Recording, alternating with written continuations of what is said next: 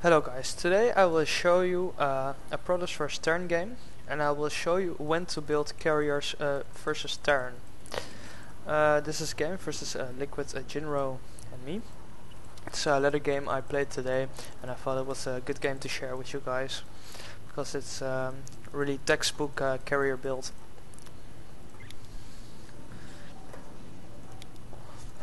So let me speed up the game a little bit in the beginning.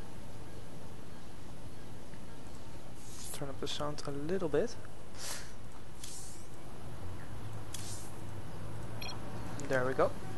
Alright, just open up with pylon of course, and scout with your first probe, with the pylon probe, because you want to get in a turn before you walls this entrance off. Now of course if you get there last, he probably has walled off already, but in this case Jinro didn't wall off, so I got lucky, so I still get a little bit of scouting information. After your gateway you build the gas and the cybernetics core, and you want to get a zealot before you build a second gas, because you really need a zealot if in case a turn tries to early pressure you with marauders, and I think we've all been in that position, and it's really not fun to play against. They really need that zealot, and then quickly get the stalker afterwards. Of course to defend first marauders, but also in case turn tries to reaper harass you. So now I got 2 gas, got my gateway, cybernetics getting warp gates immediately. Now we just want to add another gateway for more production. Keep building probes, really vital that you keep your economy really high. And after the second gateway, get a robotics and then add another gateway, so you make a total of 3 warp gates and a robotics. Get the robotics for the observer, and in case turn tries to rush you or push you hard, you can make 1 or 2 immortals as well. It's really important to keep scouting the turn. Try and get control of the watchtowers and check to see if turn is trying to expand. The moment you see a command center, you have to expand immediately, or else you will fall behind the turn. Now, once you get this production, the gateways and robotics, of course you make a quick observer and poke around turn space with turn. And now you would want to get the Twilight Council, which I'm building here. You want Twilight Council because you really need zealot speed if you want to go out on the map, especially in mid game. So now the observer is trying to scout, see 111, and I see the command center. So now I will quickly build my expand myself. Now there's a SCV here. So first let's kill the SCV so he doesn't see that I'm scouting, and keep him a little bit in the dark. So now he doesn't know that I'm expanding.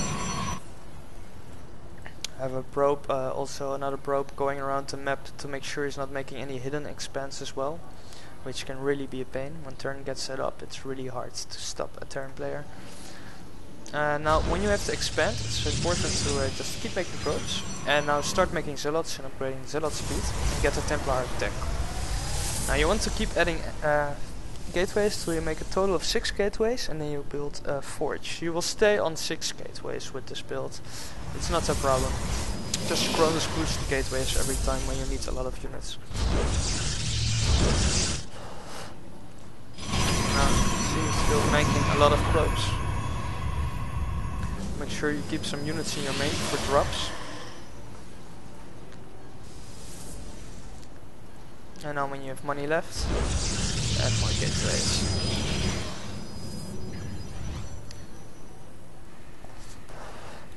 Now interesting to note is Jinro is trying to harass with the Raven, but this could have just as easily been a medevac with Marines in it. Important to always have Templars at your mineral lines. I will show you this later in the game as well, where I do it, to feed back the Raven or the medevacs. If they are full mana medevacs, you will kill them with every unit in it. Here I feed back the Raven, and now I will just finish the Raven off. And you would just kill 1 probe, and I will kill a Raven, which is a very good trade for us. Now that's the last gateways and forge. You need the forge for the upgrades, but also you needed to cannon your mineral lines. You will want to have 1 Templar at each expand, and some cannons for drops, whereas for Hylians, for Marines, for Ravens. So every time you can feed back the medevac of the Raven and storm the Marines. This way you can roam the map freely without being afraid of drops, because they will kill your probes very fast if you do not defend well. So now I will move my army as well, because I'm building cannons and leaving the Templar in the mineral line. I will do that by expand as well, as you see. And now you can expand more. And with this expand you will also build cannons and drop a Templar.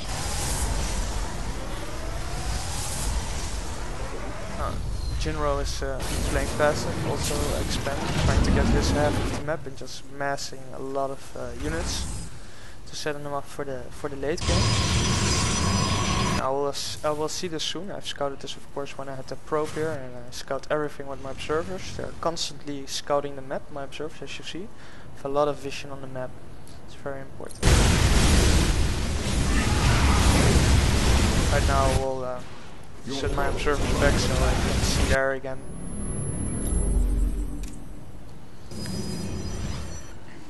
Now at this point of the game you can try to be more aggressive. See the Terran is slacked in unit production. It's okay if you waste some units at this point, you can quickly rebuild them. As you see, he's trying to rise with the Helions, but I've put cannons everywhere and a Templar, so it doesn't do a lot of damage.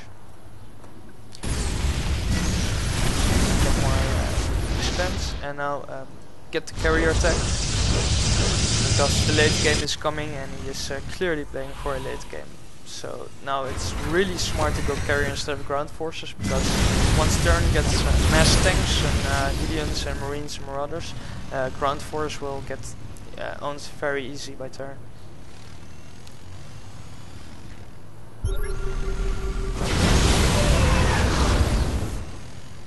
Just lost a Templar there, which sucks, but that happens versus them.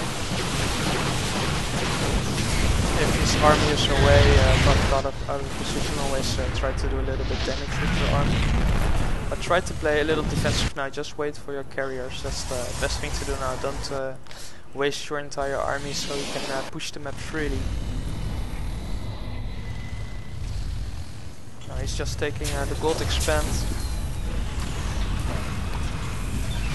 Here what's handy is when you see his army moving out, go around the other side of the map, get from the back, so he's forced to pull back a little bit. This buys you a little bit of time. It's really handy to do that versus turn.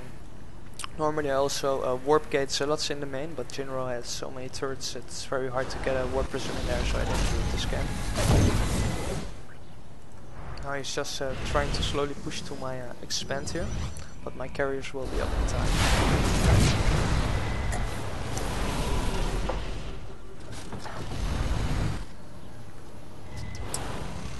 When you fight, make sure you storm always anti-air, the Marines and stuff, so the carriers can mop up the tanks.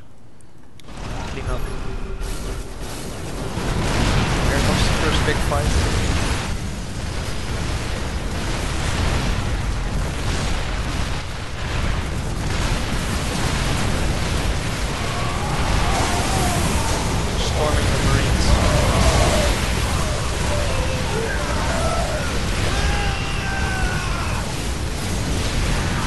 And there you go, now he's forced to retreat, and now you really have map control when you push him back with carriers.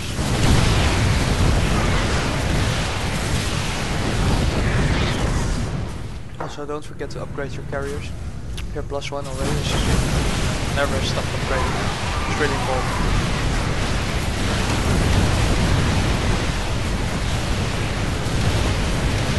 You see I have all the expense except for the gold. I will take this immediately now as well, as you can see here the carriers clear this out. Now, I have a big carrier fleet and this will be very strong to harass and kill expense. Also have Templars with your carriers. It's really important to have Storm versus Marines and Vikings, and feedback against battle cruisers of course. If you don't feedback the battle cruisers, they will own you with your NATO gun and stuff, so it's really important to have feedback. You see the carriers are really good at cleaning up the expanse and pushing Jinro farther and farther back into his base, giving me more map control. At this point I can just do anything I want, just take his expense as well, which I will do.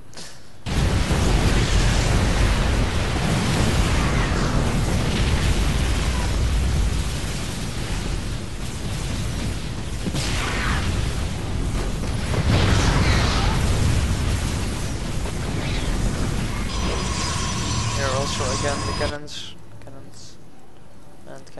for the defense.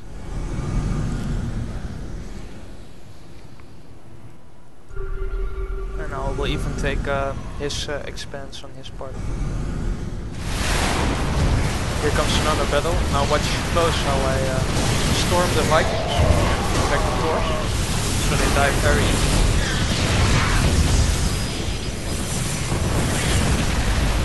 Feedback does a lot of damage on the doors.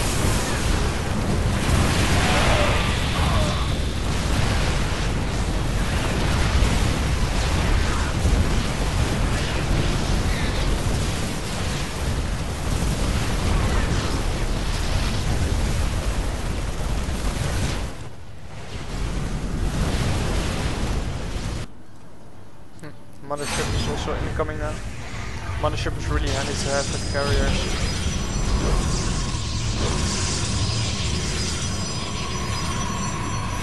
Another fight, not as many units, but just beat back the torch again.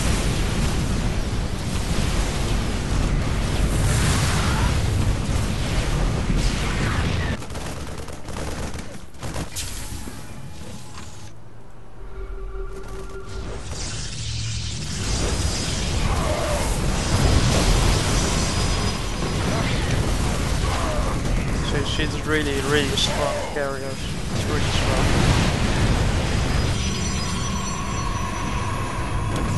I have so much map control right now, there's nothing Jinro can do anymore.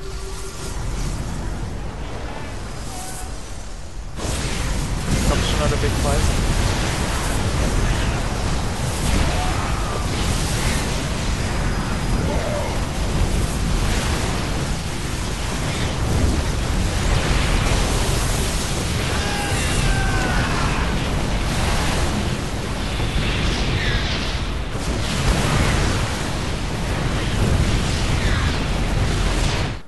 And Jinro types out good game. So there you see, guys. Carriers can be played very well against Terran. The reason I chose carriers this game is because when Jinro just tried to play passive and defensive with bunkers and factories, I knew I could just attack straight to carriers and get control in the late game and just take all the expense and just support my carriers with some ground forces. I hope you enjoyed it, guys. See you next time.